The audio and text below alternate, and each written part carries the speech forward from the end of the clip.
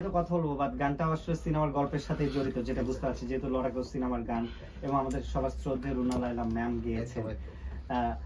একটু এই জায়গাগুলো একটু সেনসিটিভ হয় যে আসলে এত লেজেন্ডারি একজন মানুষ গেয়েছেন তারপর নতুন কাউকে দিয়ে গাওয়ানো অনেক ক্ষেত্রে বলা হয় সুর বিকৃত হয়ে যাচ্ছে বা কিছু সেনসিটিভিটি থাকে।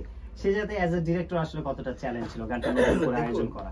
Runa Laila is a Runa Laila, nothing compare with her.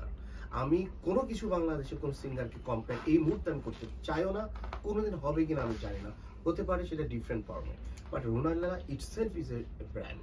তো তার গান আমি চুজ করা একটা আমার সাহসের ব্যাপার। আর যে গিয়েছে মৌমিতা বড়ুয়া, সেও একটা চ্যালেঞ্জিং এর পর্যায়ে পড়েছে। আর আমি এই কারণে গানটাকে একটু ভেঙে জ্যাজ প্যাটার্নে নিয়ে আসছি। এবং ইন্টারেস্টিং ব্যাপার, এই গানের ভিতরে দুজন সিঙ্গার আছে, তার স্প্যানিশ সিঙ্গার, একজন সিবাস্তাইন আর একজন হচ্ছে এলিজাবেথ। তারা দুজনই ছেলে এবং মেয়ে গান গেয়েছে, কিন্তু গান যে অংশটুকু গেয়েছে সেটা মিনিং স্প্যানিশ ভার্সন হলেও সেটা বুকে আছে মন, মনে আছে আশা, এই একই মিনিং আছে। তো এত কিছু অ্যারেঞ্জমেন্ট করে এই গানটা করা একটা বিশাল সাহসের ব্যাপার। সাহসটা আমি সামহাউ করতে পেরেছি এবং সাহস ছাড়া তো আগাতে পারবো না।